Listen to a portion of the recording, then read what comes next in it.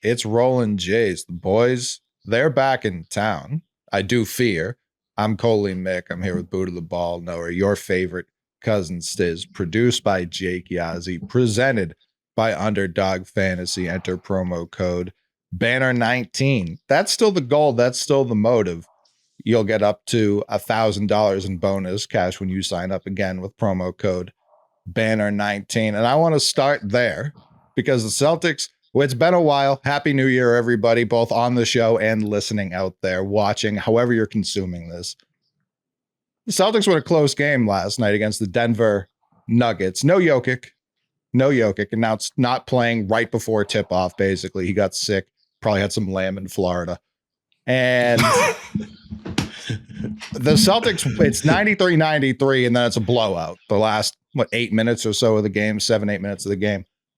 And I see people near, far, and wide, man, it just doesn't feel like last year. It just doesn't feel like this team has it. It doesn't have this it factor that they had last year. I'm not doing 1 year removed revisionist history on last year, when if they had won a game like that, or like these boys can't close, we know they get shaky in the playoffs. We know they can't do it. Last year at this time, I was told every fucking reason why they still wouldn't win the championship. Now they've won it, and these same old tired-ass, hack-ass feelings are getting brought back up about Jalen and Jason. Trade deadline's coming, boys. I hope, Buddha, I know you've got 17 places you want to trade Jalen, because that's coming nationally. That's coming back. And them winning didn't erase shit, because people still feel a way about them. They're hugging on to their old takes, like me with my 2014 love handles that I'm trying to get rid of. That's what everyone should be doing at the top of the new year. Get rid of those Celtics feelings you have. You lost. It's over. Deal with it. I'm sorry. Stiz, what's wrong with these people?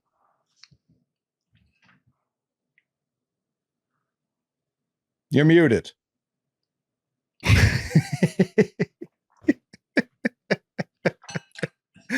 Buddha, what do we do with these people? Damn, what a hot start. 2025, we are here.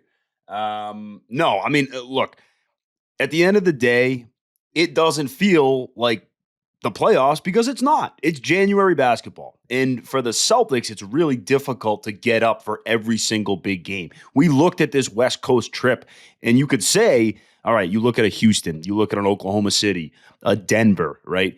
Who was the fourth team they played? I'm blanking now.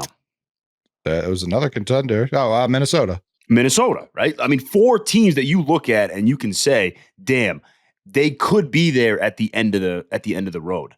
It was really hard to decipher which one of those 4 teams was going to be like, okay, this is the game we got to get up for. But I promise you, when those 4 teams saw Boston on their schedule, that was the game that they wanted to get up for. Again, they got to play 82 regular season games. There's going to be ups and downs like we saw throughout that 4-game stretch, right? Obviously, if you watched the fourth quarter of the Oklahoma City game, you probably don't think the Celtics are very good right now because they couldn't hit the ocean with a beach ball. No. It was not good, but I am not worried, fellas. And I don't want to trade Jaylen Brown. And I want Stiz to figure out his goddamn microphone. Technical difficulties have been solved. Stiz, what the fuck's wrong with these people? I don't know, bro. We're still talking about the people talking about the Celtics? Yeah, the ones throwing dirt on our good name. Oh, bro. I think with like our bumpy December, our early holidays that our boys took, it left room for people to do a little bit of talking, and we played some tough teams and on this little West Coast stretch that we had. So I guess it's that, but honestly, bro, like you were saying, bro, this time last year, bro, it wasn't any they're the team to beat or anything like that. Like these guys are the guys. It was they can't do it, and they were giving us a billion reasons why we wouldn't be able to do it. So I don't get that part of it, but I get, we gave them a little bit of room to speak. I'll give them that. How many games, Buddha, has the top 8 played together this season? I'm just curious. I think we're at 3, and yeah. I think that number is for the top 9 because I think we officially are putting it's one Cornette. It's just one. It's just one. It's just one. It was the OKC game. One time. That's crazy. Yeah, we look like shit. Not necessarily. First half, we smacked them. Second half, they smacked us. Now, you don't get any credit for that. And I'm not asking for credit for that. But they didn't wire to wire just bludgeon us over the head. That building, you could hear a pin drop in the first half. Those people lost all faith in everything they knew about that Thunder team. And then Shea and the fellas did what they do. But also, the Celtics just didn't hit shots anymore. Kristaps looked gassed in the fourth quarter. And it looked like a team that was playing their first game of the season together against the best team in the league in the regular season right now. That's what the second half looked like. Now, that's not taking away credit from OKC. They're obviously down Chet. They're down Caruso. They're a really good fucking team. Jason Tatum, the game also turned, by the way, when Jason Tatum, I thought he dislocated his shoulder when he dove into the first round. Bro, I thought he was cooked. I yelled out loud I was like, no. Yeah, it was crazy. Same. My whole family just was silent for a little bit because they were like, what's going to happen? What's going to happen with this large man? We simply can't do anything with him. But they went 3-1 on this West Coast.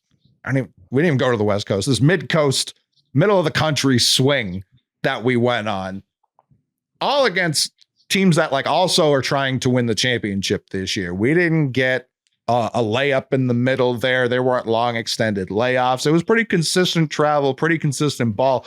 We won 75% of those games. We went 3-1 against the top 4 teams in the West. Is that fair to say? Even if it's not record wise, obviously, again, Jokic did not play. I understand that. When you find out the other team's best player is not playing right before tip off, that changes players' mindsets, whether it should or not, it does. So that game being as close as it was for as long as it was didn't necessarily shock me. But once it became a smackdown, Denver couldn't do anything. They couldn't move the ball. They could barely get the ball up the court.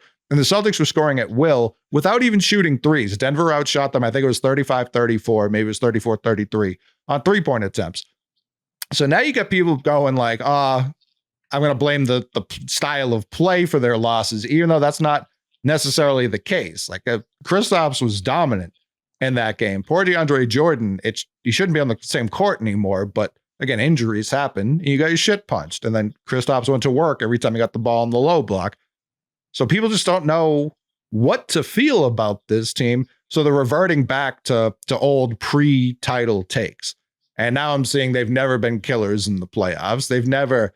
Ask the Brooklyn Nets why they still don't have KD, Kyrie, and James Harden. What happened there? Oh, the Celtics happened there. Swept them out of the first round. Ask Joel Embiid what it's like to play Jason Tatum in the playoffs. I'm sure he loves it. I'm sure he's a big fan of getting sent home every year. Ask Giannis what it's like. If the Celtics aren't killers, who are? Ask Donovan Mitchell what it's like. Everybody's got it. I was going to say, keep going, bro. Ask Luka. How is it? Serious. What the fuck are we talking about? Luka, if you ask people today if he was a playoff killer or not, they would all say yes. He got his shit packed. He got absolutely torched by this team that has no killers on it. The fuck are we talking about? Look, they go 3-1 on this trip, right? And again, they're going to get no credit for the Denver game, right? Because Jokic didn't play. And I will say, again, Tatum's in this MVP discussion, right? He's probably a top 5 candidate. At minimum, he's a top 7, 8 candidate. But I will tell you, if you ever watch Denver play, when you take Jokic off the floor, I mean, it's two completely different basketball teams. When you talk about the most valuable player, Jokic means more to Denver than Tatum means to Boston. Now, that, to me, does have something to say about how good the rest of the Celtics roster is. Again, if Tatum misses a night, which again, he's Iron Man, he doesn't miss a ton of nights, but if he does, I still feel pretty good about our chances. But you're going to get no credit for the Denver win. Everyone's going to remember the second half of the Oklahoma City game. People are immediately going to say, Houston is, too young, not ready. They're not ready to compete. It's very easy for people to diminish that roster. Sure. And then the other thing that I would say is, there's a lot of casual Celtics fans out there who are going to tune in to the Oklahoma City game because that's a marquee matchup. They're going to tune in on Christmas Day, right? And actually, we haven't spoken since then. That's a loss that is a national NBA TV loss. People had eyes on that. So when you look at the Celtics over the past couple of weeks. That's not what I heard, Buddha. I heard everyone had Netflix on. I heard no one watched that game. I'm pissed about that. I'm pissed. That game was crazy, man. Go ahead. No, go ahead. Football Buddha. is fantastic. I'm sorry. Yeah, Coley did his rant. Now I'm doing mine. Mhm. Football is fantastic. It's probably the best sport in America right now in terms of popularity. And I'm a massive football fan myself. But the second half of the NFL season is fucking ridiculous. There's games every Thursday, Saturday, Sunday, Monday. then it's Christmas Day. We got 3 games on. And the other thing about this is, it's like Saturday at 1:00, and I got to watch Pats Chargers. Who the fuck? Certainly didn't have to do that, by the way. Who the fuck put Gerard Mayo? Who gave him that spot? The NFL should have nothing to do with Christmas. That's the NBA day, in my opinion. The NFL can have every other fucking day because they do. NBA took it that day too. I'm not gonna lie. What was you gonna ask, Coley? Well, I was going to say the NBA smacked them in terms of quality on court. Even Easily. Celtics They lost. took it that I don't day. like losing to the 76ers, but for the rest of the country, they had to love that shit. Like, that was all of that. Wemby in the Garden, incredible. Like, it was just a great day of basketball. That was a good basketball day. Can you imagine, Stiz, if someone said, like, hey, The Sopranos is cool, why don't we try and make it more like The Big Bang Theory? It just gets better ratings, Stiz. What if Tony Soprano said Bazinga? People seem to like that. I don't know if that would work, man. I don't know if that would work out, bro. And I also don't know. Yeah, I don't know about the NFL trying to take Christmas Day. It turned to blow up in their face. The way that the basketball games ended up being played, bro. Wemby went crazy, and then the Celtics was a Christmas gift to everybody in America who aren't Celtics fans, which is a lot of people. So I get it. It was a good day for basketball, bro. It was a great day for basketball, man. Did you see how excited the Sixers were when they won? Bro, It was like killed me, bro. It killed me. It was like they won like an NCAA tournament game. Oh my God, it killed me. And if you go back to episode 1, we sat on that damn couch and I said to both of you that Caleb Martin still scares the crap out of me. And Cole, you told me it was PTSD. It's not PTSD. They called him the Boston Killer after that game, which, again, all right, that's going a little bit over the top. But that guy, he shows up for us, man. He shows up. He was hitting bank threes on Christmas Day, and I'm like, he's the only guy in the league it would happen to. But that's the thing, bro. Like, go ahead, Coley. What was you saying? No, go. I feel like every team in the league brings that type of game to us, bro. So it's like I'm not complaining about it. That's just what it is with the champions, and it should be like that anyways. Do you want the top level of competition, especially if we're trying to gear up and get ready for this other championship? I want all the toughest blows now. So when we play everybody in the playoffs, we're already used to it. I'd rather people give us their best shot and then drag their feet with everybody else. You know what I'm saying? So, but I get it, bro. Like it's tough for us, and because everybody brings their best shot when they play the Celtics. They bring their best shot, and with that, sometimes not even sometimes in December and one of these losses, it didn't go our way. So it gave these people a little bit of room to speak about my C's. I don't like that, but I get it. It is what it is. The Thunder and Cavs are both 30-5. They're currently playing right now. I believe it's halftime. But they're both 30-5 or better right now. The Celtics are winning 73% of their games after last night's win in Denver. 73% is more than fine with me. I'll tell you what, you win 75% of your playoff games, you will win the championship. That's just how that works. Like, it would be impossible to not win the championship if they keep winning 75% of their games. Anyone who wants me to panic, I just can't. Like, there's nothing I can point to. It's a championship team. They're the reigning champs. They've given Drew Holiday weeks off. They've given Jalen time off. Kristaps has been hurt. We know Al's not going to play every game. Outside of Tatum, everyone else kind of gets their rest. And it seems like a team very fixated on the postseason. Now, if they show up in the playoffs and they're like not sweeping the 7 seed or whoever they're playing, yeah, I'll be a little more concerned at that point. Right now, January, what is it, the 8th? January 8th, it seems like a reigning championship team going through the regular season with their eyes on turning it up a notch in the playoffs. I don't understand. Like, teams have done this before. We're not the first team to do this. Are we supposed to be going like all out for the 1 seed? I don't really understand what we've done wrong here. Don't you think too, like, even if we beat Oklahoma City, like, let's say, you repeated the first half, right?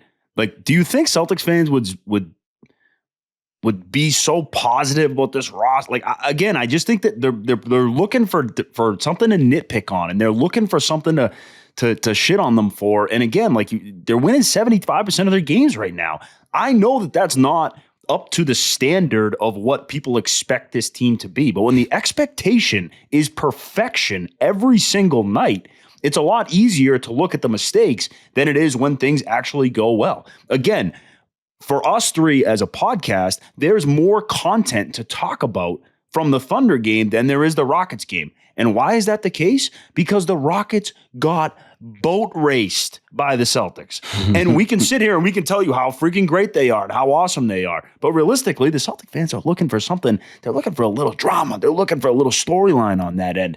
And you get that after a loss a lot more than you do after a win. Because the storyline right now is that the Celtics they should win every game that they play. Every time that they suit up, they should win. And that's the standard that the city of Boston has held them to. And over the course of the past 25 years, Boston fans are really, really particular about how their sports teams are going. And you're only going to see the expectations of the Celtics continue to rise. You know, again, Cole, like you said, if it's not a sweep, I'm going to be worried, right? Like, that's a high expectation. Well, first round, I don't think it's a crazy expectation. I'm not saying like sweep 16-0. It would be nice, but that's just first round. Man, you didn't sweep in 08. You didn't sweep in 24. I was very concerned in all of 08. I don't know about you. I was concerned the entire time. Hey, we were playing Kobe. Of course we're concerned, bro. But it's basketball, bro. Like, we lost the game because we didn't hit shots. It's that simple, bro. We made a lot of shots. We made a lot of shots in the first half. We stopped hitting shots in the second half. We beat Denver the opposite the way we usually play. We usually shoot the lights out. We didn't do that game. We were missing shots. We went in the paint. We found ways to win. That's what the signs of a championship teams are to me. And that's the things that people need to look at. Is like, bro, regardless of what, we find ways to win. Even if the shots aren't falling, the team finds ways to win. And if we don't win, bro, we chalk it up and we get them the next game, bro. We rarely, very, very rarely drop 2 in a row. We've only done it once since last year. I was gonna say, I think they're 10-1 this year coming off of a loss. Or I guess it would be 9-1. They've only got 10 losses. So they're 9-1 coming off of a loss. How else are they supposed to respond? You know what I mean? Like, what else are they to do? I know it's in the middle of the season. I know people are bored, but I feel like there are better ways to talk about how well the Cavs and Thunder have played without being like, yeah, the Celtics just ain't it this year. What if the Knicks are the 4 seed? I saw Paolo's coming back. So the Magic being the 3 seeds, super on the table. What if the Knicks are the 4 seed and they just beat the Cavs in the second round? Then what? We know how Jared Allen feels about the bright lights in New York. We know that's not a great matchup for Cleveland. So what happens then? What happens if the Celtics don't even have to play the Cavs with the 2 seed? We still get home court all the way through. What then? I don't hear anyone talking about that. I just hear people talking about, man, the Celtics, they don't have the feel that they had last year. I'm not worried Listen, maybe about they don't that, win man. the championship. Like, that's super on the table. No one's repeated since the Warriors. Like, right? It's not an easy thing to pull off. If it was, the Bucks would have done it. The Nuggets would have done it. Anyone, but they don't, because it's really, really difficult. So I'm not like, oh, it's championship or bust. Like, that's the expectation is championship or bust. But if they go to the finals and lose to someone, I'm not going to be like, oh man, everyone was right. Like, Jalen and Jason have set up a standard that they have an Eastern Conference Finals floor. Bare minimum, that's what we're going to see. As long as that expectation is met, listen, the ball bounces different someday. Maybe they do have a cold shooting streak. I don't know if that's some big proof that the system fails.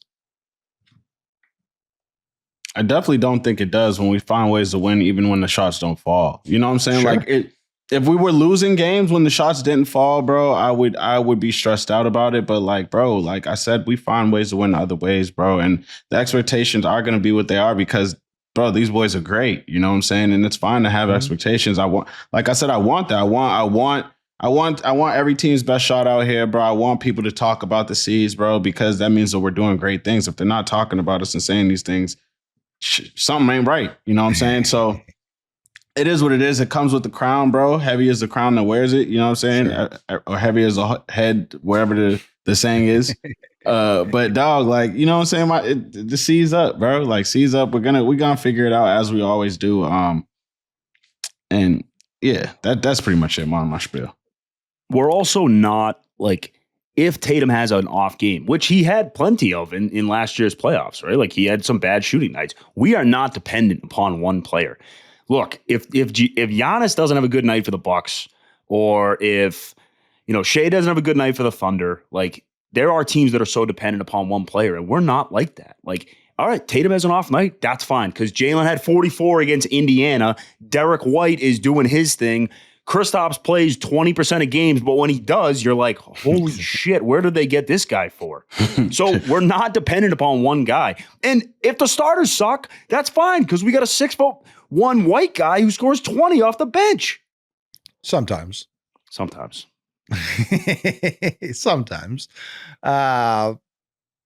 I do think the biggest difference, how I feel right now, not how the national media, not how the local media feels, how I feel right now. I do think they're going to need Kristaps to win the championship this year. They didn't really have him last year. When he played, it was electric. It was super helpful. I think this year they do need that counter punch, because you look at the Denver game and you look at the OKC game as well. He was full sprinting and leaping. He's 7'3" at Lugan's Dort's up fakes. He's going to shoot the three. You can already affect it. Just put your hand up. But he hasn't been playing in these crunch time fourth quarters that have meant anything in a long time. So that's where it's like having him on the court now. Yeah, I know everyone wants to say put him in bubble wrap until April and we'll figure it out. There are parts of the game that he just hasn't experienced a lot, especially with the whole team, that I think will be super beneficial. I expect them to keep playing really well up until the All-Star break. Coming out of the All-Star break, there'll probably be a little bit of a lull. Then they'll ramp it up throughout March, and then right before the playoffs, they'll get beat by the Trailers Hawks again twice in a row, and people go, what the fuck is wrong with this team? That's how I see the rest of the regular season going. Get us healthy to the playoffs. I still like our chances against everyone, but I would like to see the whole product out there, because I do think that counter punch is going to be heavily relied on this year. The development of Kata, bro. I've been loving the development of Kata, bro. He's been looking a lot more fluid out there. He's been cutting a lot more. Bro, the game's just been looking like it's coming to him a lot easier. He's scoring a lot more effortlessly than it was in the beginning of the season, bro. I've been loving the development of Kata in this, especially in this West Coast trip. I think we just got to keep that shit up. Because in the playoffs, we're definitely going to need him, man. We're going to need him and Kristaps. I think they're going to come in big, just like you were saying. I think we got to add him to the list of guys I think we'll need. Because he's definitely going to have to help out Al and Luke. So I think we're going to have to add him to the guys, the list of guys we'll definitely need to win this ship. And I've been loving the development of him for sure. Yeah, I think now that we're at the point where, essentially you have the three backup bigs that we've talked about, right? And I'm not counting Al. Like Al is in my 6. But if you look at the three backup bigs, a Kornet, a Kata, and a Tillman, I'm very comfortable at this point ranking them 1, 2, 3. My number 1 is going to be Luke Kornet. My number 2 is going to be Kata, and a distant third is going to be Tillman. The playing time shows you that. The other thing that I would tell you is that I think Kornet and Kata are players that are honestly better in smaller spurts. Like, if Kata plays 8 to 10 minutes a night, like he's really effective in those 8 to 10 minutes. It's when you stretch him out to be a 20 to 25 minute player where he's not as effective. The other thing about him is that I think he's maturing and it's this. He is a much better offensive player, obviously, as development. But his basketball IQ on the defensive side of the basketball is helped so much. Like, he's not picking up these stupid fouls anymore. And every single time someone goes down the lane, it's not a make or break, like, I have to swat this into the third row anymore. Like, he's making this smart basketball IQ. He's made smart adjustments. And Joe has been rewarding him by giving him those opportunities. Obviously, with injuries, you're going to get those opportunities. But even when, you have your top 8, 9 guys, Kata, I think, is sliding into he's found himself a role, and he's found himself, that position. Do you think Jordan Walsh is finding himself a position, or do you think it's just more Missoula just trying to give him some looks? Especially with guys being out, Jalen missing some games, D. White I assume just getting too drunk at his hometown and not having the legs to play against the Nuggets. Do you see anything that gives you any hope Jordan Walsh can be anything, or are you just like he's just at this point just a guy? I think it's definitely Missoula giving him the looks, and I think it's because he's not going to be ready this year. I think he's going to be one of our guys next year. I see those spurts in him where he looks like a great wing defender, bro. And when he's calm, he can actually hit the three. Like when he settles down into a shot and it's an open look, he can actually hit the three. So I think Missoula sees what I see in that, and he's not going to be ready for us this year in the offs. I don't think he'll make that, but I think he'll be a next year guy for us. Just like I think he'll be what Keita is next year. You know what I'm saying? We'll give him more of that look next year. We'll start to develop him more next year to be that guy that could come in for Jalen and JT. You know what I'm saying? Yeah.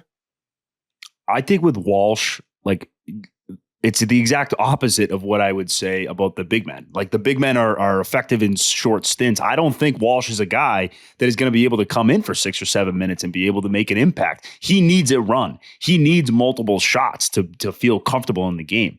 I don't think he's someone that's going to impact this year's team unless there's an injury. Like, again, Hauser's got the back. You want to give, JT nights off, and that's when Walsh can slide in. But am I depending on Jordan Walsh this upcoming postseason? No. I will say he was fantastic on Julius Randle, which I thought was a really good sign. Like, he picked his pocket once. He looked long out there. But, I mean, ultimately, we have 9 guys. We have a really, really strong roster. And if you're barely 21 years old, it's going to be really hard for you to crack this roster. Not everyone can be Jason Tatum, all right? No. If everyone was Jason Tatum on the Celtics, I don't know that we would have any problems.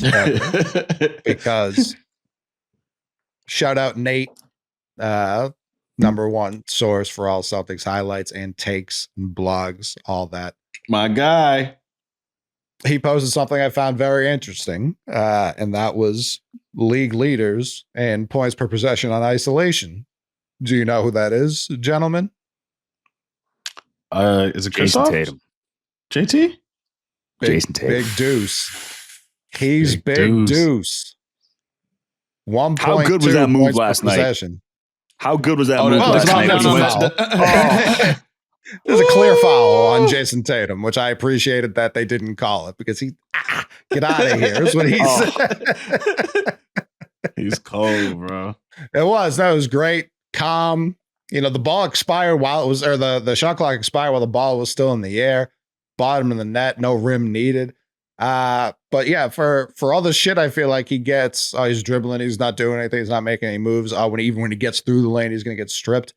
Leading the league in ISO scoring, which last year in post-ups, it was Kristaps. He hasn't played nearly enough basketball this year to qualify for anything. I assume pretty immediately once he does qualify, he'll be right towards the top again because it's comical. Like when we got him, it was like, yeah, we're going to stretch the court. He's going to jack a bunch of threes.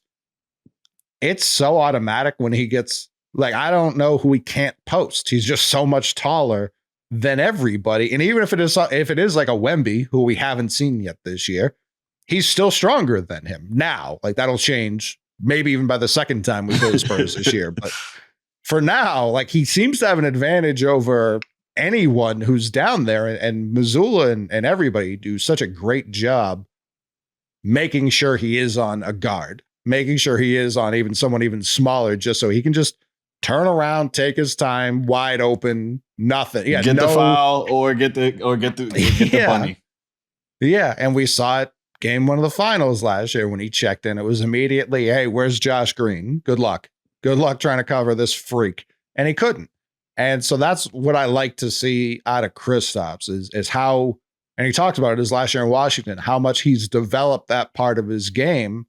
I still think people look at it as a novelty, and Missoula's using it like a knife. He's using it like a real weapon.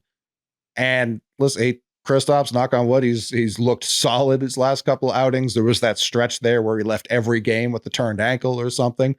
Seems to have gotten over that. Again, knock on wood for now. Keep going. This is the missing piece. And there does need to be some gelling happening over these next couple of months before the playoffs, because like I said, top eights played one game together this year. So That crazy. needs to change. Needs to You know change. what the Porzingis thing that I couldn't get out of my head? It was the first possession of Oklahoma City game. And Porzingis was just standing like kind of near the corner, and they just ran a down screen right at him. And he came off it and he curled and he just caught the ball into a mid-range pull-up. And it was the easiest. Like, I don't know how you guard that. A 7'3" guy coming off a screen, curling, catching, and shooting. True. I don't know. I simply do not know. You His next foul. bucket That's might- what teams do. Yeah. His next bucket might have been more impossible to guard because it was in transition. He sets a ghost screen, rolls to the rim for the easy. Like, if there's no one between him and the rim, he's going to dunk it, even if there is one or two people between him and the rim. So, yeah, I thought everyone started off that game really well. JB was doing a great job hitting the boards, pushing in transition, getting to the rim. That seemed to be infectious. Tatum was doing it. Everyone was doing it. And then at halftime, they just sat around. They said, boys, what if we just don't hit any shots the rest of the game? Could we still win? And to their credit, they almost did. But not enough people talking about that. 23 points in the second half, bro. That stressed me out. I'm not gonna lie. We were missing that. That just show you just sometimes you just miss shots, man. Sometimes you just miss shots, and that is what it is. Yeah. They just kind of like weren't playing their game. And I know OKC's defense is great. But it didn't feel like, and Missoula was saying they weren't being aggressive enough, setting screens, this, that, and the third. It just seemed like they were out of it. And perhaps that was OKC's doing. But I don't know. I didn't leave that game hammering a panic button like so many people seemed to. It was just like, yeah, it was a shitty loss. I would love it if they didn't do that again. So far, they haven't. They've played one game. They won it by double digits. Back on track. The Oklahoma City, like, I just felt like every time we turned it over, like, they would come down and get a layup, or they would come down and get a three. Like, if we turned it over, they were scoring the following possession. It was disheartening. Sure. That game also like got away from them. Like, again, I'm not saying that we played well in the second half. Like, you know, we scored 20 something points. Like, it was not good. I'm not saying the second half was good, but also, like, the end of the game, Lou Dort hit like 3 threes. No one was covering them. Like, yeah, I think the scoreboard looked a little bit worse. But if you're going to shoot less than 20% from three and you're going to score less than 30 points in a half, guess what, guys? It doesn't matter who you are. You could be the 1986 Celtics. You could be the freaking dream team from 92. It doesn't matter. You're going to lose. That's how it goes. Yeah, I mean, I think you make a good point about the scoreboard because, like I said, when Tatum dove for that ball out of bounds and it looked like he dislocated his shoulder, they were winning at that point. And there were only 6-7 minutes left. You know what I mean? Tatum did look a little unsure of himself those next couple of possessions. Stuff like that can throw off your rhythm. And then I saw people saying the refs were why we lost. That wasn't the case. But when Derek White goes up and contests the dunk of Hartenstein. Yeah, Hartenstein. When he goes up and contests that dunk, not a foul. Oh my gosh, not a foul.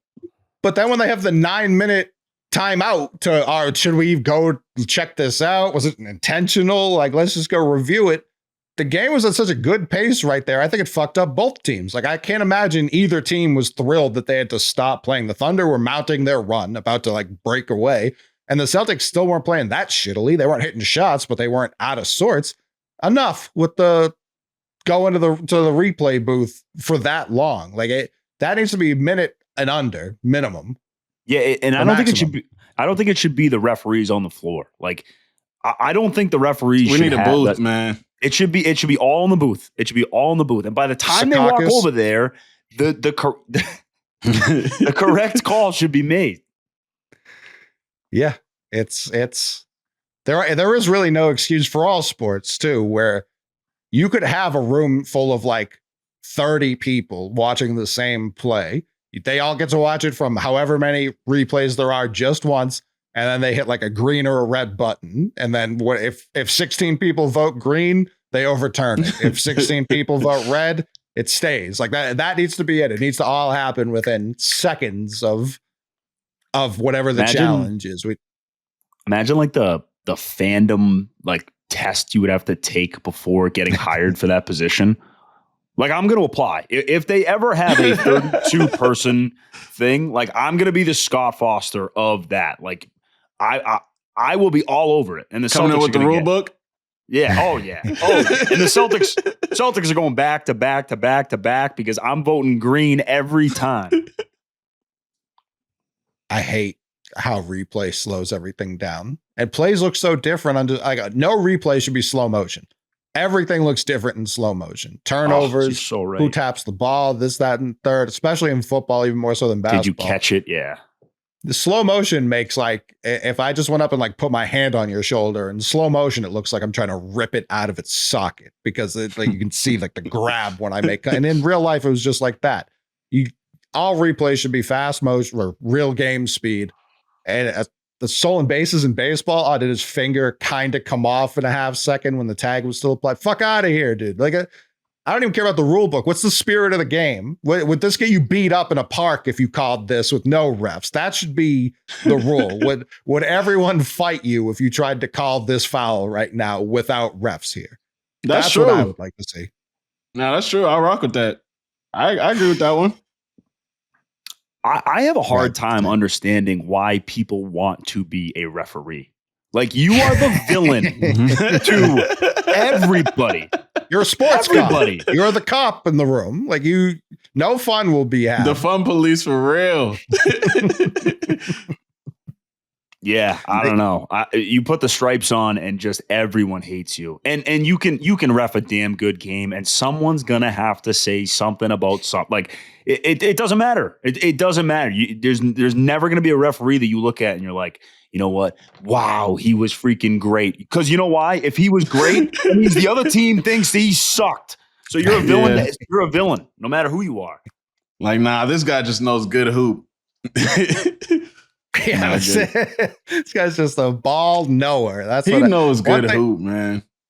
I do think teams don't really understand the tendencies of refereeing. Like, I don't know if any coaches out there are really explaining to their players how refs work. Like, if there's a 50-50 moving screen called on one end and both coaches are just like, we didn't love that call.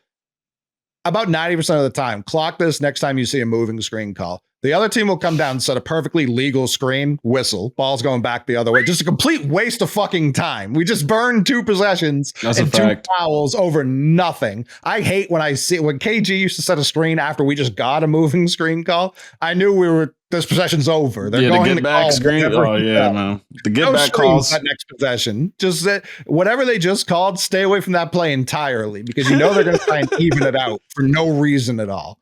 Carolina 4 quarters. Yeah, we might just jack one. We might just jack one this possession. When I was an umpire, it was just an easy way to make money when I was a teenager, and it was all cash, so no taxes. It was the best. Tax-free paper. My first game behind home plate was a softball game, and I knew I made a bad call, and I got so in my own head trying to even it out that I made a much worse call like 2 seconds later. Like, I was just trying to even it out, and it just, the whole rest of the game, the vibes were killed. It was bad. Game. But yeah, like I tried to call a foul quickly, and then the ball just kept curling and went. I've never seen a ball hit like this since. It was like crazy foul, and the second I said foul, it just hit like a rock or something and landed fair. It would have been the easiest out of all time. And I was just like, God damn it. Why did I do that? And everyone hated me the rest of the game. And it was like, I don't know what I can do in this situation. I can't just rule her out. I can't prove that she would have been out. So I fucked up, hand up. But no one wants the ref to put his hand up. No one's going, yeah, listen. You got to double down at that point. You just got to keep calling. Yeah, you just got to keep calling. You got to keep calling stuff. Just keep calling whatever you can. Tech. Like Coach Smith is listening to the podcast right now. And he's like, I remember that game. Like, yeah, that was fair. No, that was one of the worst. Like, you're 13 and adults are mad at you. It's just like, this is a tough scene. I got no answer. I know we all know I fucked up. Can we just move on? Can we play some ball? Ladies, can we get in the box, please? Oh, the other one, the moving screen is a great call. The other thing is when they call a carry on somebody, which, by the way, it's kind of a phased out rule at this point. Like, Sure. it has to be egregious for them to call carrying. But when they do, then like the other team is like hand over the ball like this. Like, they're never going to go like this. You know you're getting burned on one. No, carrying, you really gonna fuck up. But they'll try and even it out. It's just human nature. But the type of person, hall monitors, like I don't know what you have to be as a kid to aspire to be like the pay is not good enough to me. Yeah, you probably just weren't good enough to actually play, and you're like, it's a good way to like exercise. They are all in great shape. Credit, you have to be though. At that level, you have to be. Like fitness is sure. And trust me, when Thomas Bryant or Montrezl Harrell looks at you and they're like, that was a bad call. Like if it was me, dude, I would shit myself, absolutely crap my pants, and I'd be like, yeah, you're right. We got to huddle. Horrible call. Like these guys gotta be able to stand up. No, sure, but they are they're like sovereign citizens. When was the last time a ref got swung on? Like, never, is there bro. one? You would never play basketball again. Also, there should be people talk about term limits in the government. There should be term limits in NBA refereeing, dude. I've been watching Scott Foster, Tony Brothers for 25 years. Too long, bro. And Zach Zarba is quietly He's the worst. Accelerating. But like Dick Bavetta was sick. Like we've had cool refs. I think it was probably just how people. I more liked him when he was like kissing Charles Barkley and racing him at the All-Star game. Like that was funny to me. Joey Crawford had good moments. Well, he was just a cat. Like when, like if I were a Spurs fan, I couldn't disagree more. You know what I mean? Like when he ejected Tim Duncan for smiling. That was great. That was good. Fantastic. Yeah, that was good. Shout out someone. I think it was Leangelo. Someone on Celtics Twitter posted a compilation of all of Jason Tatum's technical fouls. You talk about a man who deserves a lot of refund checks from Adam Silver because these are disgraceful. Like that's it. Tech. Yeah, it's a lot of. I want to say it's probably a lot of arms up stuff. It's probably a lot of this. That's it. That's it. He bounced the ball once. I get it went over his head, but he did it like way away from everybody. Like there are times he definitely tries to show up the refs and he doesn't get text. So that's what I get confused about. When he just does this, or it's a lot of that, like you just can tell he's just aggravated in the moment. It's over. The tech is crazy. And I think it was Max Liederman who pointed it out. A lot of them do get rescinded. What if we lose by one? Like that point doesn't get rescinded. You know what I mean? That's a huge play in the moment. Hate it. On Twitter, I'm curious about you guys. Do you use the bookmark section? No. Sometimes. So, and I think when somebody bookmarks your tweet, you get notified. I bookmark I think my phone is full of storage. Like I need more storage because I just bookmark everything on Twitter. I'm like, you know what? I am not in a position right now where I can listen to something out loud. I'm going to bookmark it. And then at the end of the night, I have like 15 videos like ready to go. Like, I'm going to watch all these different things. And so Liederman, I watched your technical video twice today. I watched it twice. I've never heard of someone using the internet like that. That's crazy. I was going to say, that's pretty hard. That's what I do.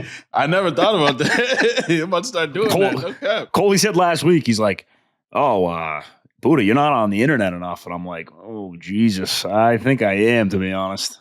That's pretty hard, Buddha. I'm actually going to start doing that. Save it for later. Yeah, bookmark. Save it for later. End of the night, just 10 to 15 things throughout the course of the day that you wanted to watch instead of I'm in bed. Just leaving it up to the algorithm. I like that, Buddha. Learn something new every day. That's good. I do readily admit I don't have the type of job where I couldn't just watch a video in the moment. So that's why it's also super different for me. That's a good point. It's definitely has to like you got to figure it out, and you figured it out. It's just, to me, it's like finding out like a different nationality's customs. You know what I mean? Like I just, you guys do that. I was like, for real?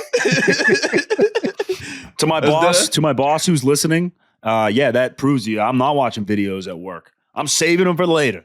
I was gonna say you kind of still are, like you're searching for. I'm searching for them. Yeah, I'm just setting up. I'm setting up my last 20 minutes of the night. Setting up my place for later. I like that, bro. And then the funny thing is, like, someone will post like a video that's like sports opinionated, and it will be like someone that like I follow and nobody else follows. I'll have like 7 followers, and I'll bookmark it to watch it for later. And I've seen people tweet like, who bookmarked like this tweet? Like it really wasn't that serious. And I'm like, it was.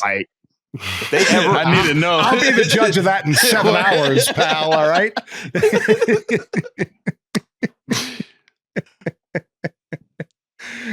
I do enjoy finding out things about Buddha's existence every week when we come in here because, yeah, the kid's grinding 9 to 5 longer. He's got Tewksbury every sport they play game to go attend.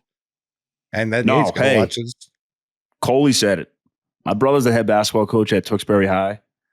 They rattled off 4 in a row. Shout out to the boys. Woo! I gotta be honest. And again, like I played high school basketball. I loved high school basketball. I'm 28 years old at this point. Like I get it. Like 28-year-olds probably shouldn't be going to high school basketball games. But goddamn it, he's my brother, so I don't give a damn. All right. Hell yeah.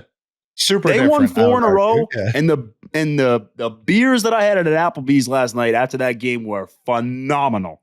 That's what I'm talking about, Buddha. You cannot simulate. Go Tewksbury High, man. We beat the Denver Nuggets last night. I'm like, all right, yeah, I'm going to bed. Good night. Done.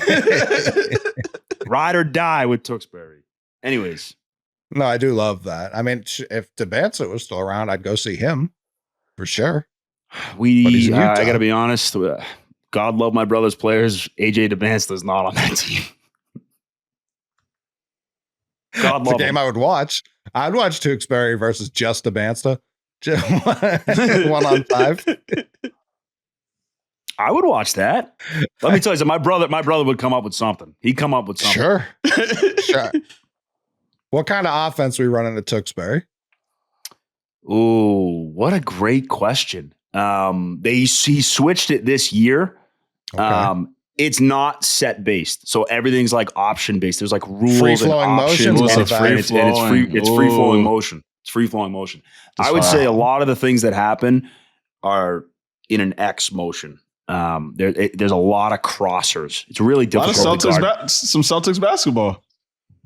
Missoula ball. No, let's say a little Zula ball there. Buddha ball. That's what we call it. Yeah, that's right.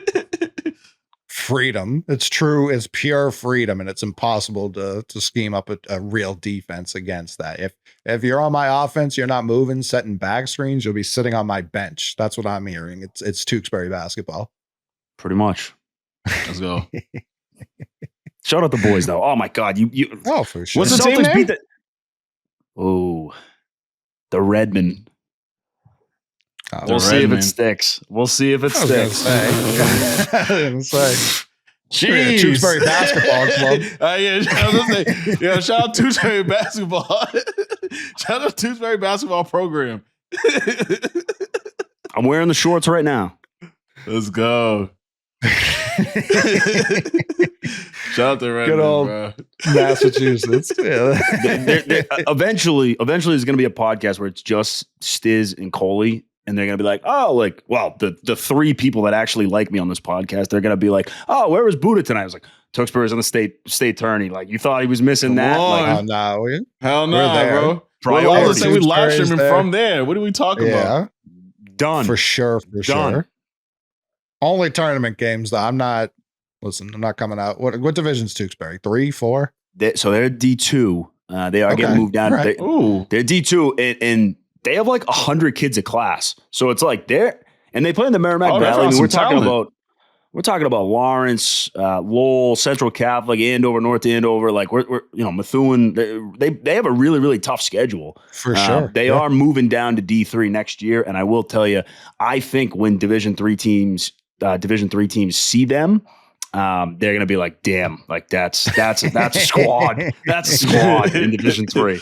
Enough on my high school basketball. My brother's gonna be like, I can't believe you were talking about Tewksbury high school basketball. No, I disagree. 4 in a row. That's our fucking guy. row. Come on, man. That's the squad. This is the number one Tewksbury R Words podcast on the planet by far. Far and away. Far and away. No number two. It's the I would only- love it's to the see only someone one. try to claim that. We'll fight Oh, over those corners You, all day. you don't listen. You don't listen to the weekly Redmond podcast. I'm sure you. I really was trying not to say the name, and then Steve just. I'm sorry, bro. verbatim. It's What's all the good. team name? Don't you apologize? It's all good, bro. Yeah, I was just saying it's all good, bro. I could. You feel me? Streaming through me is good, bro. I can see. You feel me? It's good, bro. And there's a lot of people out there that are like, oh, they're going to get rid of the name. But there's also like 500 grown men in Tewksbury who have like Redmond tattooed on their leg. Oh my! And it's like, gosh. no way. It's permanent. We're never getting rid of that. Hey, bro, it is what it is, bro. Harmless fun, bro. High school hoops. Nothing better. I'm 28. I don't care. Call me a loser. Tuesdays and Fridays. Check the Tewksbury schedule. You want to come see me? That's where I'll be. Loser, Buddha. Definitely not gonna call you a loser, Buddha. Definitely not not. over this, at least. Hell not nah. because of this. Wow. Are you showing up in like the varsity Letterman jacket? Because then we may have to adjust. I didn't go to Tewksbury. Okay. I didn't go to Tewksbury High, so I am I'm like an adopted member. So no, Sure. I show up in my pea coat, and they're like, what, like, who is that sweaty bald guy standing up scout? there? Yeah. You're like, he's cool. He's been grandfathered in. It's good. Actually, this is a good story. This is a good story. This is worth telling. I scouted a high school basketball game when I was in college for my high school coach. It was up in New Hampshire. I forget who it was, but it was two teams that, like, you know, the three of us could have played today for those teams. Like, they were not very good. And I walked in, I was wearing a Syracuse, like, just jacket. Like, I had like a Q's jacket on, and I sat in the top right, and I'm up there, and I'm like taking notes. I'm like drawing up the baseline out of bounds plays. Like, I'm drafting everything up. And the JV team for the home team is sitting right in front of me, and one of the kids turns around and he goes, "Are you recruiting for Syracuse?" And I just said something like, I was like, "Not allowed to say, man. I'm sorry." Like, dude, let me tell you something. The 5'8" white kids out there are not getting recruited by Syracuse, okay? And if This I other want hooping though that night. You got to tell the rest of the story. Somebody definitely dropped 40 that night. No, Somebody definitely dropped 40 that night. dude, there's no shot clock in New Hampshire high school basketball. You can be up 6 in the fourth quarter and you run 4 quarters. You just dribble it out, That's hard. You got to fight for it. You got to fight for the ball. This is going to be my segue. This is going to be my segue, okay? Because this is something I had written down. Shout out to Redmond. This is my segue, okay? Jake, bleep that. It is insane to me. It is insane that sports have different rules dependent upon like age, like the level that you're playing at. Like, Sure. if you explain to an alien, you're like, "Hey, let's play a game of basketball," right? Explaining to them, okay, well, you have 30 seconds to shoot, or you have 24 seconds to shoot, or college basketball used to be 35 seconds to shoot. Okay, if you shoot behind this line at this level, you get this many points. But once you move up to the next level, you have to move that back. You can't define for me what basketball is. If you score an and one in a high school game or a college game, there's no continuation. But at the NBA level, there is continuation. The same thing with football, 1 foot in versus 2 feet in. If you told me, like, play the game of football, like, let's go play football or let's go play basketball, the rules are never the same. It's just insane to me. I don't even think you have to make it as technical as like pro versus high school. If you've ever played pickup with people from other parts of the country, you might as well be talking different languages. Like any basketball game. We played a 7x1s, no matter where you shoot from. I said, "Excuse me? What? What did you just say to me?" I've seen that multiple different places in the country. I see people who don't play win by 2, who don't do all sorts, like people who don't play. Like, did you guys play 50 growing up, or were you only playing 21? Hell yeah. Both. I played it. Both. Yeah, but then you meet people who never play 50 and you're like, bro, what's going on? Never heard of it. Like, I never even heard of it. So yeah, like that. Outside of even that, just the way people are playing in their own backyards, in their own neighborhoods, in their own cities, like it's alarming to see, like how other people are going about their lives. I remember me and Tyler were talking about it on Twitter one day, and the things people were saying to me, it was like the angriest I've ever been. Absolutely the angriest. If you hit a bank shot or bank 3 to win by 2, you did not just win because you didn't call bank. Like that, to me, was just, it is what it is. Oh, it was the and one versus foul thing. That's what the rest of the country, that's how I know folks weren't growing up respectable. If you call and one, that's fine. Don't expect to get the foul if you miss. The ball's still alive because you called and one. You're out there trying to style. Yeah. Huh. If you call foul and that goes in, no, it didn't. You have to say foul. If you don't say foul, correct, it's not a foul. I don't care if you say and one. There's no, you talk about continuation. There's no continuation. Yeah, there's no continuation. I'm not saying, yeah. If you say and one and it goes and you don't make that shot, that's on you. Just sit there and look crazy. Yeah, sit there and look crazy. But if you call the foul, all right. If I do not hear foul being called, I don't care about any other words being said. You're not getting this ball back, brother. The ball down, like somewhat, I've seen it. Like it was a foul, but Buddy doesn't call it, and then the other team's laying it up, and then he calls foul. It's just like no, late, late. Yeah, that's enough, bro. Nah, see, that's what starts fights. That right there. Oh yeah. I that's can't argument 101. Like people used to hate me because I would call out the score of the whole game. And it's just like, if I don't do this, we will be arguing once it gets to like 12. Oh, absolutely. That is a fact. Somebody has to keep score. That is a fact, bro. I like your basketball. I like your pickup etiquette. Great pickup etiquette, Coley. I mean, I played every day from 2 to 10 my whole life. You know what I mean? Up until I got to college. And then even it's still college. Ask Malcolm what I was doing on those courts. He won't want to tell you, but he will tell you. He will eventually tell you the truth. I promise you. This is what I do. I'm not a ref, but I keep a clean court. I'm not here for all the yelling. Listen, if you really want to argue it, shoot for it. I know you're going to miss, so we can move on. Just shoot for it. I'm done arguing. Shoot. I love that, bro. Easy, bro. I love that. Yeah. Most people, when they shoot for it, they get pissed off and they hit back rim every time. Like so angry. Like they're so pissed that they're like, I'm not missing this motherfucker. And they just miss it every time. Crank. But the best, except I would miss it. I would miss it off the freaking backboard because I'd be nervous that people were watching me. Let me tell you something. I played in a high school basketball game once. The other coach ran a box and two, or a triangle and 2. The 2 guys were guarding the same freaking person. So they had 3 guys in the paint and 2 guys on our best player. And I was like our 2 or our 2 guard, our 3 guard, like, and the other team wanted me to shoot.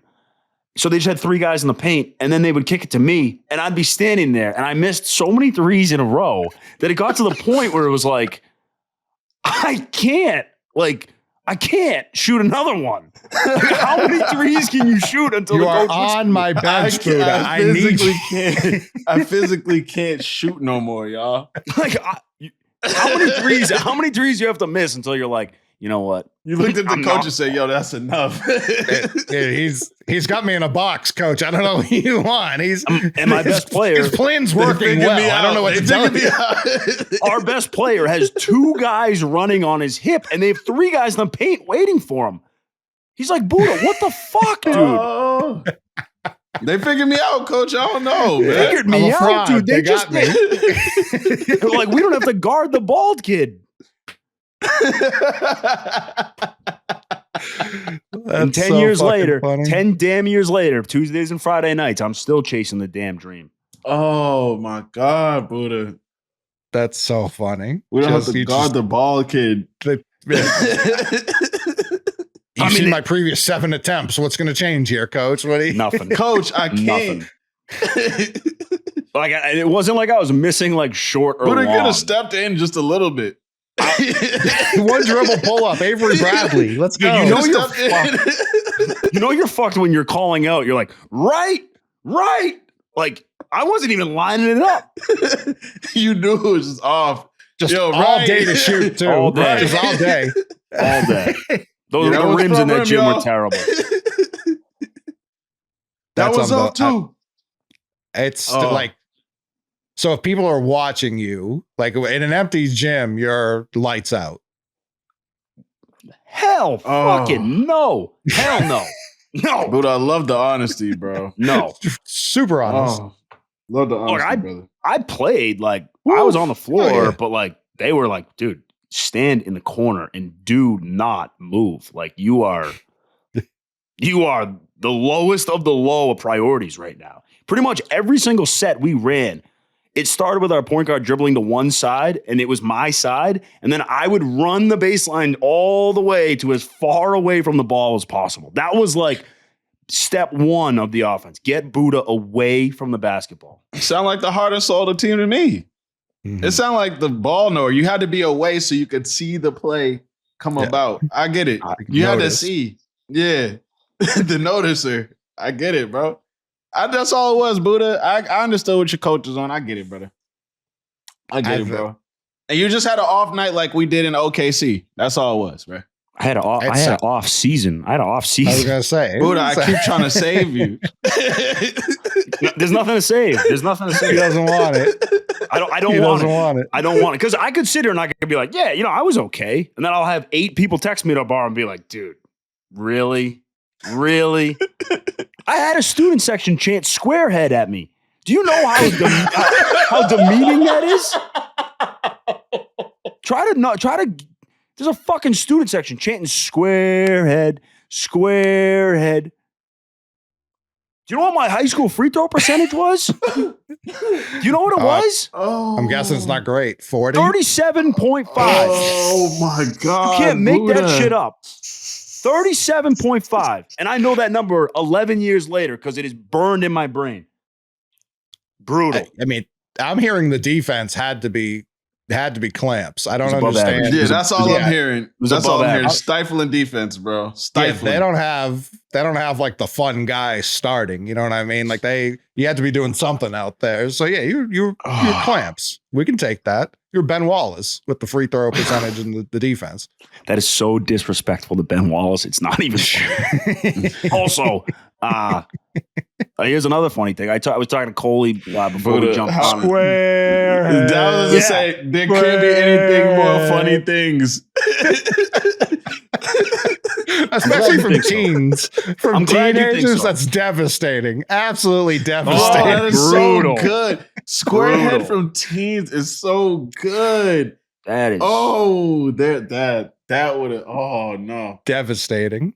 No, but that's traumatic. I was talking to Coley before we jumped on about, all right, it's January. Like, I've been in the gym twice this week. And when I say went to the gym, I ran a 12-minute mile today. So essentially, I just like walked and I ran, then I walked and I ran. But I hit a number on the scale that I've never seen before. I'm not going to disclose it.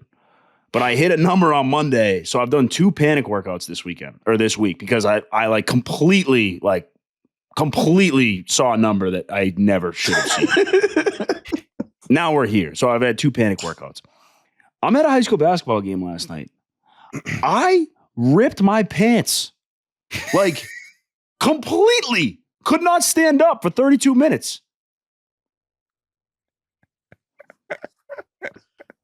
Buddha, bro.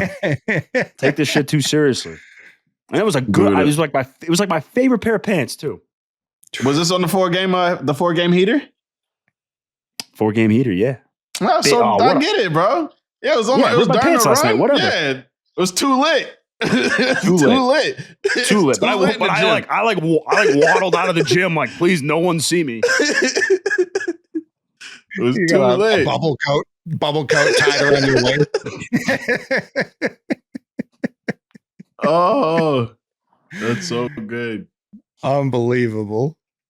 The triangle in 2 is absurd. OKC lost. Wow. To, Shout out the Cavs. To be fair, I did watch like the first like 5 minutes of that game tonight, and the only thing I was thinking to myself is, and Cole, you said it earlier, like Cleveland's 31-4 and OKC's 30-5. There is, let me just put this out there. Clip it, Jake. I don't give a damn. I don't hope they prove me wrong, but anyways, there's a 0% chance that the NBA Finals is Cleveland and Oklahoma City. Like, okay, like not without LeBron and KD. Like they would do that. Cleveland and Oklahoma City. No, when LeBron, that was a Miami. No, LeBron. I understand, but I'm saying he did play for Cleveland. It's true. He did. So that's where it's just like they would be fine with it then. Right now, you're talking about. I said it on Twitter earlier. I don't know if you bookmarked it for later. The NBA's done a better job marketing LiAngelo Ball's song, which is a heater, no doubt about it. But they've done a better job marketing that than they have their own product. Like it's out charting everything on Baby's album, which just came out last week, which is absurd because the whole NBA is behind it. Why don't they get behind? And they have been, to their credit. Really, since Christmas, the whole league seems to be like, hey, we're done fucking around. Like there's been good hoops everywhere you look. The Knicks lost to OKC. That was a great game. The Cavs beat OKC. That was a great game. The Celtics lost to OKC. That was a great game.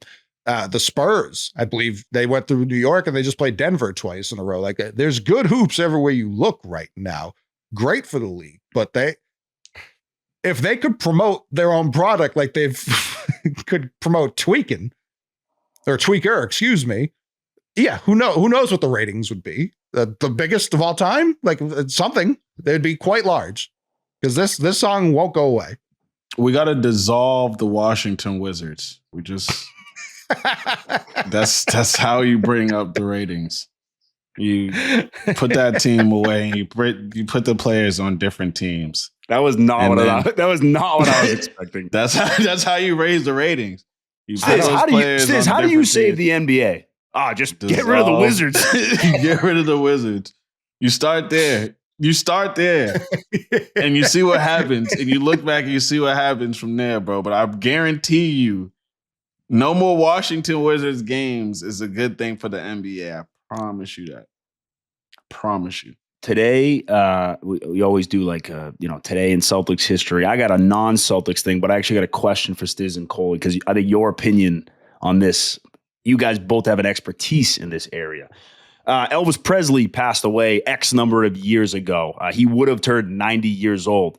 The king of rock and roll. So my question to you is, if we had to have a king of rap, who would earn that title? Can't say yourself, Stiz. I was going to say myself, but okay. A king of rap, bro? I don't know, bro. I'm probably going to name myself up out of this one if I can't say me. He doesn't want his phone to ring. Yeah. If I can't say me, for real. I don't know. I got to wait till I retire to give an answer like that. That'd be like asking Jason Tatum, who do you think MVP is this year? And it'd be like, bro, me. You know what I'm saying? Yeah, but I'm not saying the king of rap today. I'm not saying today? all time. I'm saying all time. Okay. Let me rephrase. All right. Now I can step back. Today it's obvious. It's LiAngelo Ball. Today he's got crowned right today. now. It's a fact. Damn. Bro. Rap is like sports. It's hella subjective now I'm thinking about that because it could be. Sure. King of rap, bro. Are we doing it for like any like specific basis of like, what are we doing this? What's the premise of it? Or are we just going like, someone who's on par with Elvis Presley? If it's based off the Elvis, just whatever the wrong answer is, because he's for sure on par with Elvis Presley. All right, let me think, bro. It's got to be Eminem per this comparison. Just the best white guy to do. Damn, bro. Who's my king of rap? I don't know. I think what is an agreeable answer. I have my generational. I have a reasonable answer as well. I have my generational answer for me, my personal, who I grew up on, who my king of rap was when who I grew. You know what I'm saying? Like my favorite rapper who I grew up on, it would be Say 50. his name. It'd be 50 for me. But like, if I'm thinking like an all timer, it'd probably be like somebody like a Jay-Z or Pac or Biggie, right? I feel like that's the answer that everybody gives. But for me personally, I'm a 50. I thought you were going to say Max B. I was hoping you said Max B. No. Like that. See, that's my favorite personal rapper. But like my all around GOAT rapper is gonna be 50 Cent, bro. Sure. Like my all around GOAT. But like, yeah, my personal favorite rapper, yeah, Max. That's he's got all this. He got the swag. You know what I'm saying? Like that's yeah. He got the whole thing. You got the whole. The you melodies, feel me? He's the bro. harmonies. Mm-hmm. Yeah, he got the whole package, bro. He's a all around great rap artist, bro. And his music and his melody still translate to today. But for me, like the guy who I look to like, nah, this is what a rapper is. It was 50 Cent. Yeah. So I was going to say 3,000. Ooh, that's a good one. Like that's a good one. You talk about the melodies, the harmonies. That's a good one, bro. That's not that's a good one, bro. Bombs Over Baghdad came on shuffle when I was pulling into the house the other day. And it's like, this could have come out yesterday. This could have come out 40 years ago. This could come out 20 years from now. How Organized Noise creates that. I don't even feel like calling that a beat is correct. Like it is that's their best example of why they're called Organized Noise. Bombs Over Baghdad, how it comes in and it's just chaos. And Andre and Big Boy just like I hate saying Andre because so many people have Big Boy ahead of him. And I think that's fair. I have no problem with people who feel that way, but I do think Andre, there's something different about that cat. Yeah, he could rap on anything. He could rap on and like make it sound like it's his song now. It's so weird, bro. Yeah. Andre's definitely one of those guys, bro. He's one of those guys. Buddha, who's your answer? All right, so I'm not the best person to ask about this, but I would say if I'm comparing someone at the level of fame and someone who's bigger than rap itself, who also was a part of rap music, Snoop Dogg was going to be my answer. Every single person in music wants to work with Snoop Dogg. Yeah. That's a great one. If he was America's ambassador, that's a great answer. That's a great answer. That wins. That wins it. That's a great answer. Bro, he was America's ambassador for the Olympics. We sent him. We sent Snoop Dogg for America. We did. Yo, you represent America. This is like the embodiment of America. Snoop Dogg. You know what? He is the American dream. He really. You go back to the Olympics. You go back to the Olympics in Brazil. Like how Brazil started the Olympics was Gisele Bündchen just walked down an aisle and then walked back. It was like, we are Brazil. And then America that's hard. It's just like this stone motherfucker coming out. Like that's how you do it. Like, that's America. That's Rollin J's. Buddha. He was handing out pins. It was great. You have to understand, murder was the case that they gave him. Like, it's not just like Snoop now. It's like, oh, he's the high guy. No, that's not like the whole story is the whole American scope is dream. Nuts, bro. Mm-hmm. Okay. Like, worked at Snoop McDonald's in Detroit. Nah, Snoop. It's Snoop, man. It's Snoop. It was right. Very easily could be. I don't think it's a bad answer. That's not a bad answer at all. He changed how everyone rapped when he hit the scene. Everyone was like, I guess we do this now. And he was right. He was right for Snoop, that bro. change. Yeah. I'll give it to Snoop for sure. That's it. That was a great answer, Buddha. Thank you, sir. Yeah, they're all strong. Everyone from up here always just says it's Jay-Z, and I've never agreed with that. And I know he's got a great case. I could get it. No, I get it. No, he has a real strong case, bro. I get it. And Jay-Z is one of my favorite artists too. Like he's bro, lyrically one of them ones. And business-wise, obviously what he is. But sure. But when we ain't sent him to Paris. No, we've seen him throw a football before. The Olympics. Riding a bike like that's crazy. You can't be anywhere near the Olympics. Diving into a pool like that. No, sir. What if Michael Phelps sees you? No way. Let's go. Yeah, Snoop's an athlete. Cole, if we're talking other sports, we're talking other sports. I had this written down. I wanted to bring this up. I don't know if you guys saw. Joe Milton threw the second hardest pass in the history of the National Football League.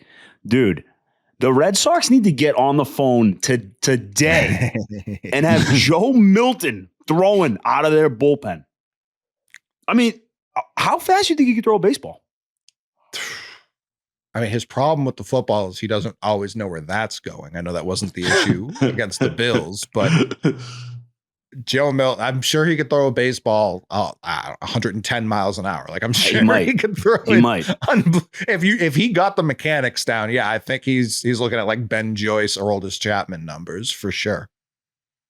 How are the Sox doing? My bad, coach. My bad. It's Buddha. January, Stiz. That's what I'm saying. Like, we got any updates? We didn't get Soto. No, they didn't get Soto. We got two pitchers who are cool. One's young and should be here a long time. The other might be here a long time, but only signed for 1 year, so we'll see. He's buddy who shut down the Yankees in the World Series, so we just signed him off the Dodgers. Yeah. We interviewed him on Section 10, which comes out, I think, today as this comes out. So go listen to that as well. Cool dude, unbelievable sneaker collection. Just for days. Has a horse collection because he's from Kentucky. That's fire. Yeah, so shout out. Perfect Boston accent name, Walker Buehler. Walker Buehler, my boy. Kid. So there's still moves to be made. There's offseason left, but where pitchers and catchers report soon. You know what I mean? February's right there. We can see it. So that's where it's like it's time to finish this shit. And they look like they just keep kicking the can down the road. So it's frustrating, but that's what I think the Red Sox are they're like shopping for a car right now. It's like, well, if we could sign the guy in 2024, but why don't we just wait until 2025 February? Because I'm going to get a better deal. Like, why is Alex Bregman not a Red Sox? Why? We haven't spent any goddamn money. And the money that they did spend is on a 1-year deal. Can't say too much. But they haven't even, allegedly, they haven't even offered him a contract yet. Celtics are pretty good. Celtics are good. Well, that's what I was going to say. The Patriots were awful. They didn't even get the first overall pick correctly. The Red Sox are frustrating. I guess their fan fest this weekend, no one's going to go to it because people are frustrated. So the Celtics really are. I think the Bruins have had a down year too. I'm not 100% sure. I don't follow. They suck. Yeah, I think they're bad. The Celtics are the only thing right now for Boston. And when that's the case, every minor thing is going to get blown out of proportion. Jalen turned it over. Tatum, why didn't he shoot that? Why are we jacking so many things? All that's under a microscope now because there's nothing else to talk about. Now, luckily, when we do get to the end of the regular season, that's going to be peak draft season for the NFL. So when they do lose to the Trailers Hawks or do something nonsensical like that, it won't get talked about, which I'm thankful for because it doesn't mean anything.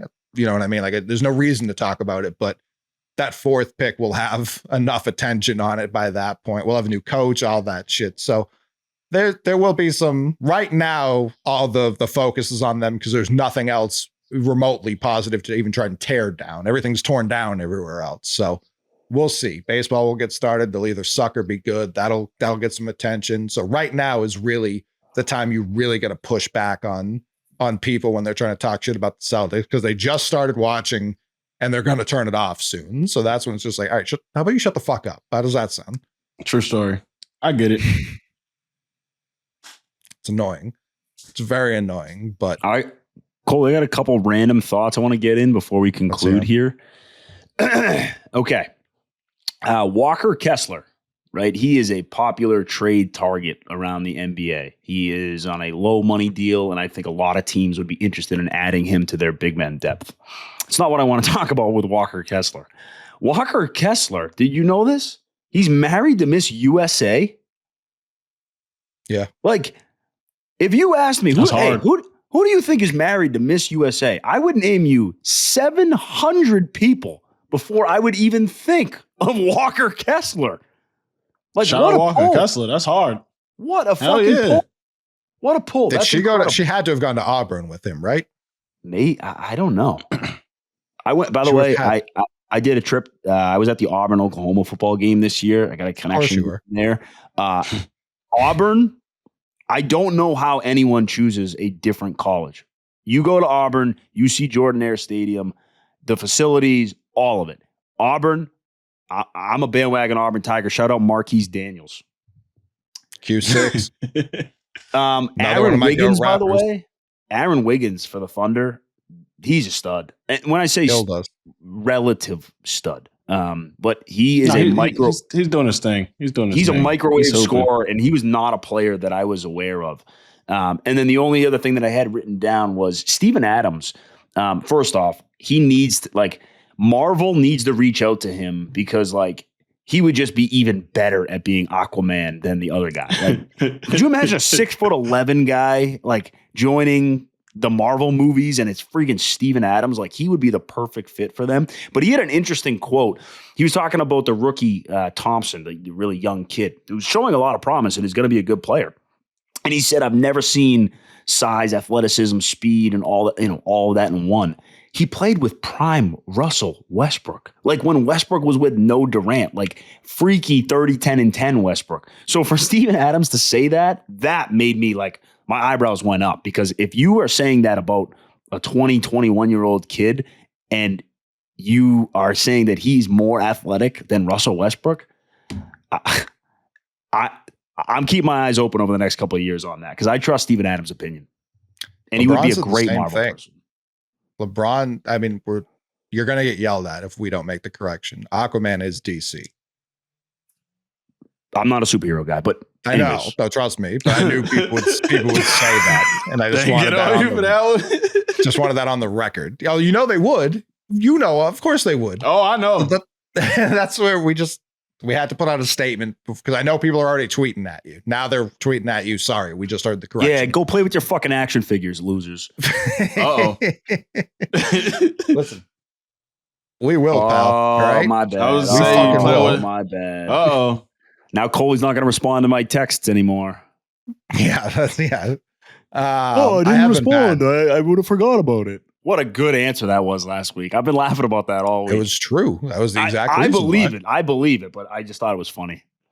LeBron said the same thing about both the twins, being I've never seen athleticism like that. And as much as Steven Adams witnessed, and he's got an Olympic sister, the Adams clan themselves are outrageously athletic people. The Adams family. But LeBron being the most athletic person I've ever seen, being those dudes are different, is as high of a compliment as you can give. I don't know. It's crazy. Their path, bro. Their path, and then how, you feel me? Them even being highly touted picks with their path should tell you something about those kids. They were different from the jump. Yeah. Have I asked you guys? I love this question. I think it's phenomenal.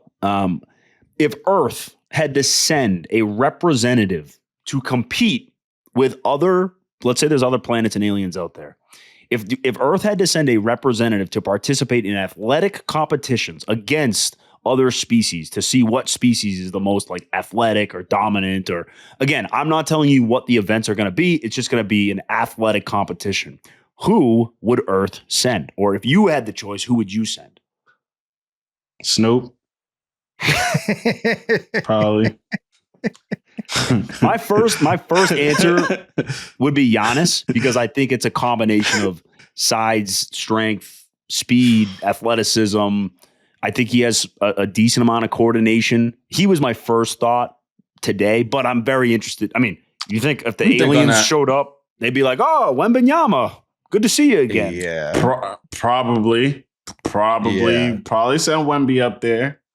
Prime LeBron would have been the answer for 15 years. Now that he's out, I'm very interested to hear what would the other options be. It has to be an active one, because I even have two other guys outside of LeBron, but before I'm just saying today. And if you have back in the day, I'm interested in that as well. Send them Joker. Joker would be crazy. They'd be like, "What the fuck?" And you just start balling. It's this fucking slob. Yeah, you just start balling. That should have been Space Jam 2. The aliens just being like, "We don't even want whatever that thing is," and then he just dominates. Space Jam 3, bro. Now you got to write that now. Space Jam 3 is crazy. Yeah, they just. Bad scouts. That's all they are. Like Jordan was out of the league. That's why they didn't steal his power. Space Jam 3, in we the just league. send Joker to Mars. We just send Joker to Mars. That's the movie. It's Space Jam 3. But like historically, I think Bo Jackson and Deion Sanders would be my first really two good answers. ones.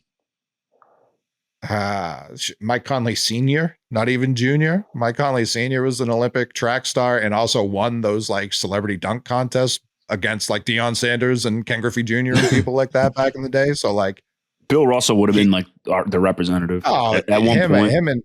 Him and Wilts, like go either of them, whoever's less busy. God, yeah, for sure. But right now, like we have Wemby for sure would be probably the first overall pick. I would have to think. Like I don't think there's any football. Jeremiah Smith if for Ohio State. Jeremiah Smith, holy crap! Jeremiah Smith might be my answer. He's that. Have you seen this kid, Stiz? He's the best player in the country. He's the best player in the country. Yeah, basketball, football.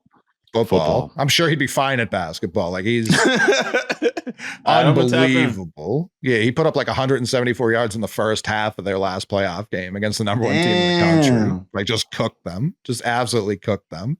The other thing is like Ohio State has pumped out receivers over the past like 10 years. Olave, Garrett Wilson, Terry McLaurin, the list goes on. And the Ohio State people, as soon as Jeremiah Smith walked on campus, they're like, this is the best guy we've ever seen. Marvin Harrison Jr.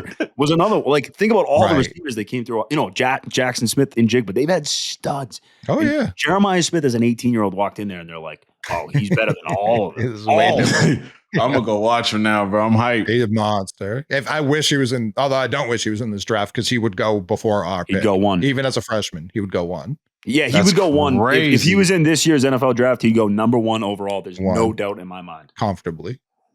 Yo, I gotta tap in. Yeah, he's I wasn't crazy. hip at all. They play this weekend. Yeah, if I was a Texas cornerback, I'd be freaking out right now. Yeah, I can't be lying. I'm gonna tap in. He's got a square head though. Bro, come on, big brain, bro. No, IQ. Mm-hmm. That's why. That's why he plays a sport when he puts a helmet on. Aaron Donald's a great one. Aaron Donald would be a problem for other planets. Dude, that's just scary. It's just be like, bro, what are we playing? What sport are we playing and why?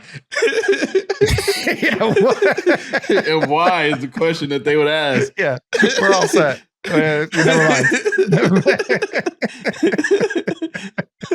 You know what would be funny too? Like, what if like Earth could send two representatives and it was just Wembanyama standing next to Aaron Donald, and the aliens are looking at us like, that's not the same species. No. Like, there's no way those two guys are the same species.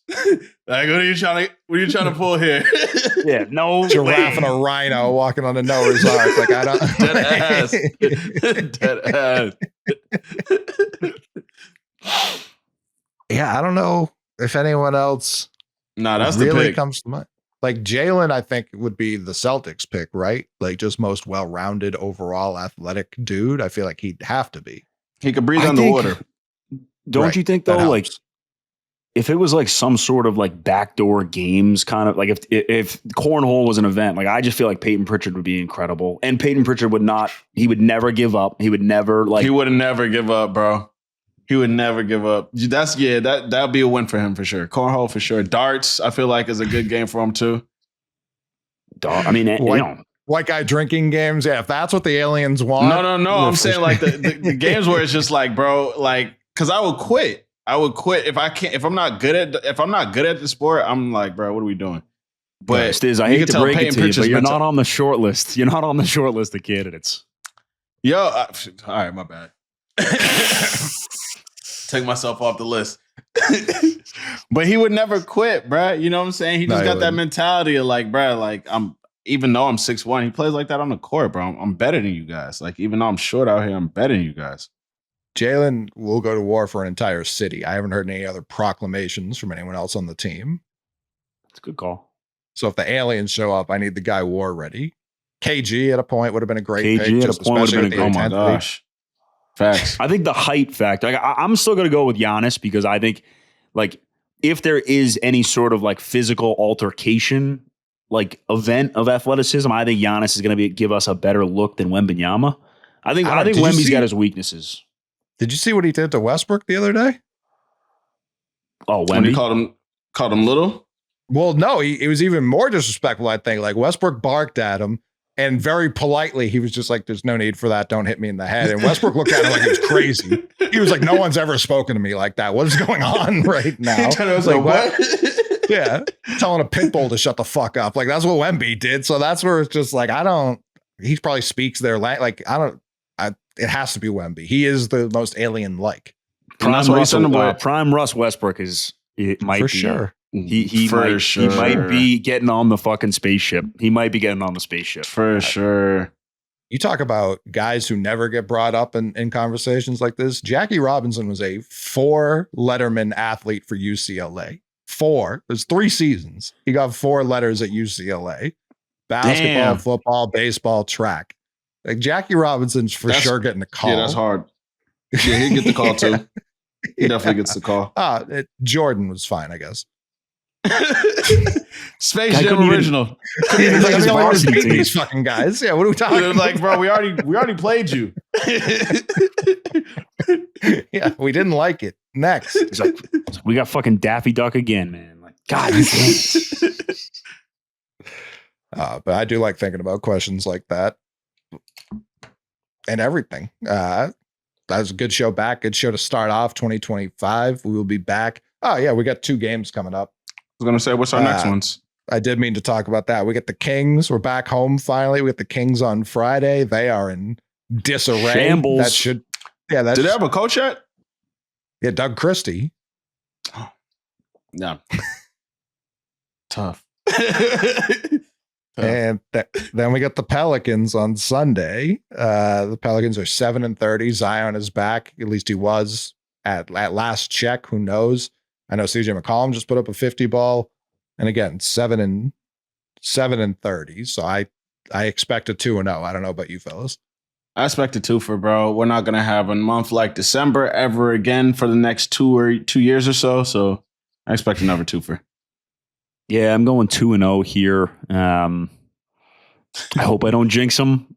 I know that's boring, guys. Sorry that we just predicted them all to go 2-0. In all seriousness, though, Stiz, please stay safe.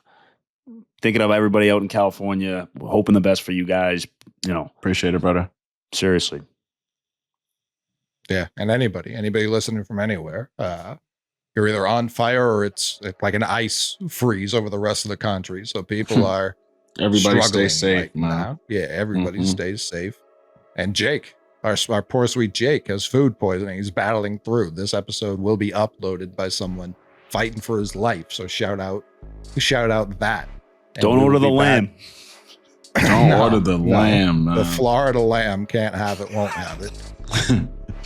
We'll be back next week after a quick 2-0. Take that dope outside, man, it's too loud for the house. Smoke alarms went off and moms was cussing us out. Come up to our window in the back of the house. When the screen go up, them grams we passing them out. But no business with you, cause you look like you a mouse. Let them hoes fall through and we gon' pass them around. You a buster, and the type we smacking them out. They don't understand what we be rapping about. Real life, take a sip and then I'm rolling up. Tell you about when I was growing up. They used to call us Spot Amsterdam. Really, drugs was never slowing up. Rico's uncle was the fucking plug. Anything we wanted, not enough. Smoked the ounce of Kush on Christmas once. 2010, I couldn't make it up. Now I'm balling harder than the team. I should be inducted to the league. You could do it too, I bet with ease. It ain't nothing, Brody, just believe. Tried to tell me that I couldn't too. I just kept it pushing, nigga, please. Paved the way, I'm making crazy waves. But I remember it was yesterday when we would take that dope outside, man, it's too loud for the house. Smoke alarms went off and moms was cussing us out. Come up to our window in the back of the house. When the screen go up, them grams we passing them out. But no business with you, cause you look like you a mouse. Let them hoes fall through and we gon' pass them around. You a buster, and the type we smacking them out. They don't understand what we be rapping about. Real life, break it down to grams, cause we need more than enough. Cut from a different cloth, they don't make them like us. Stand up young niggas, devoted to the bucks. Loyalty, respect, retaliation's a must. I might float around if I could find me the time. Out of sight, out of mind, cause niggas dropping dimes. Meanwhile on the block, niggas dropping like flies. Streets always at war, man, ain't no way you can hide. Always had this vision, ain't need no one to listen. We had no pot to pissin', no wonder my cousin whippin'. And if you from the other side, my niggas get to lynching. We poppin' this shit is hot and won't start till somebody quittin'. My girl call up my phone, cause a real nigga wish he miss it. But the plug on the other line, baby, give me a minute. Rubber band on our wrists, I could pull out a ticket. Santa don't come around here, no gifts on my Christmas wish list. But yo, take that dope outside, man, it's too loud for the house. Smoke alarms went off and moms was cussing us out. Come up to our window in the back of the house.